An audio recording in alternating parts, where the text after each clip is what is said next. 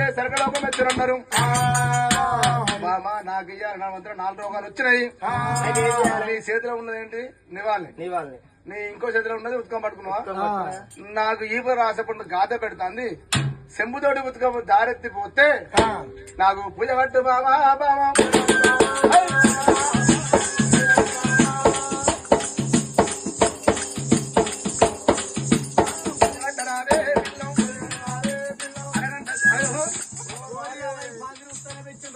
ఈ 10 పందులు వస్తాయి నాకంటే నేను భర్తను కదా నా బలంగానే పడతాను నీ బలం సమక బెల్లం కానీ 2 కిలోల సంపరీలు ఇస్తారు ఇగో నాకు ఈపులు రాసప్పుడు గాదే పెడతాను కడుతావు కాడగాను వారి కడగా కాడగానంటే కాడగాను కాడకపోతే తీర్పుగా చేసుకో ఏంది అడవా కడగపోతే నిన్ను ఇక్కడ వదిలిపెడతా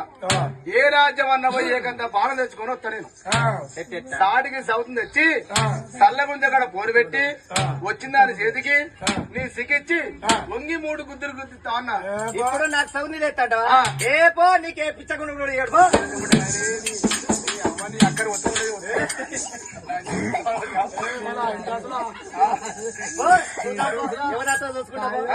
ఎవరైనా చూసుకుంటా బా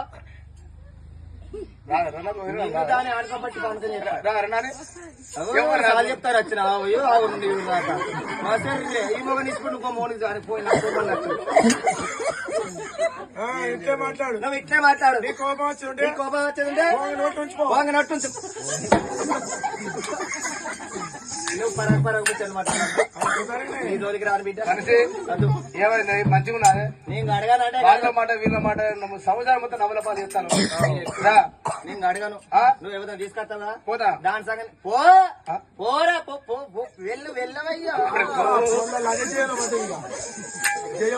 పోదా అయ్యో రామ అలనాడు భగవంతుడు మల్లయ్యో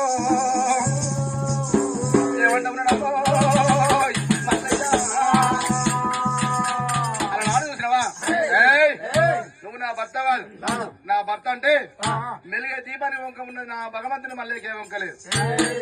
నాగలికి నడువంక కొడలకి పిడి వంక మెలిగే దీపాన్ని వంక ఉన్నది భగవంతుని మల్లయ్యకే వంక లేదు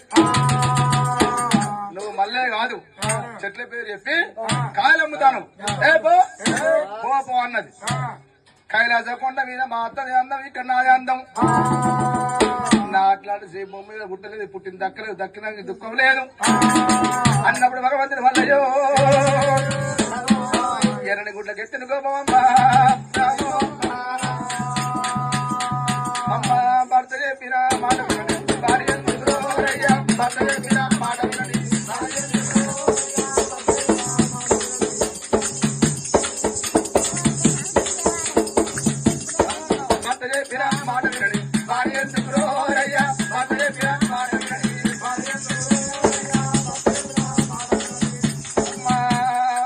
అవ్వయ్యకు అన్నం పెట్టని కొడుకులెందుకు రోరయ్యా అవ్వయ్యకు అన్నం పెట్టని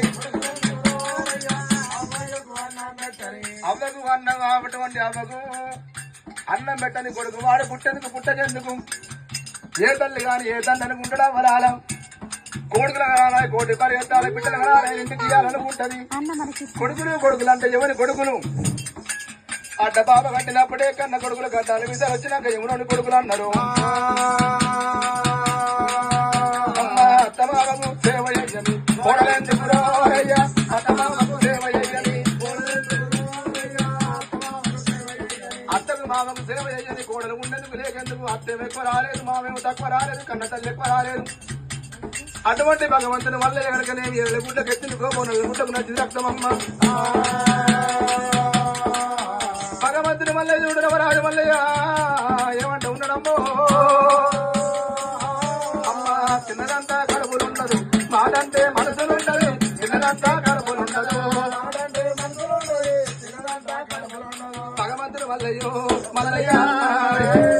గుడ్డల ఇచ్చిండు, గురుతనం ఇచ్చి పెద్దపురం ఇచ్చి పెత్తనం ఇచ్చిండు, 12 సిరిసిల ప్రతాప నాగన్న కావాలి పెట్టిండు. ఎందుకంటే నేను ఏ రాజ్యంలో పోతా, నేను ఏ రాజ్యంలో పోతే ఇక్కడ నన్ను కాదని మళ్ళీ కొండ దిగి ఇంకో దిక్కు పోవద్దు. ఆహా అన్నాడు మల్లయ్య. బండారు బట్టి నువ్వు భూమి మీద కొట్టిండు, నోటుగా మధ్య నువ్వు లేకుండా కోటుగా మధ్య లేకుండా 5 మందిలో పడిచి భూమి మీద కూడా దేపటి కూడా అని ఏనాడు బయట కూడా పుట్టింది మంత్రి మల్లయ్యో. మంది వెళ్ళిపోతానమ్మా తన దారిలో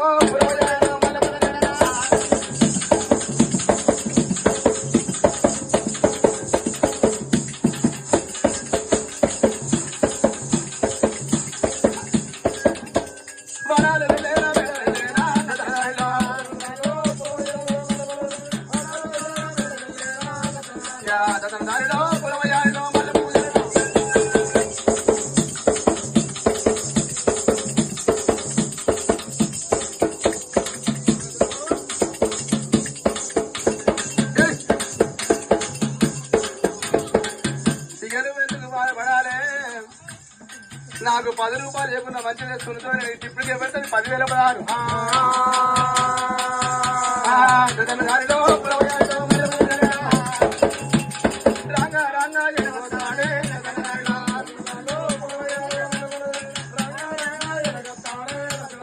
భగవంతుని వల్ల వెళ్ళిపోతా అంటే అమ్మో వల్లే కాదు మాయమ్మ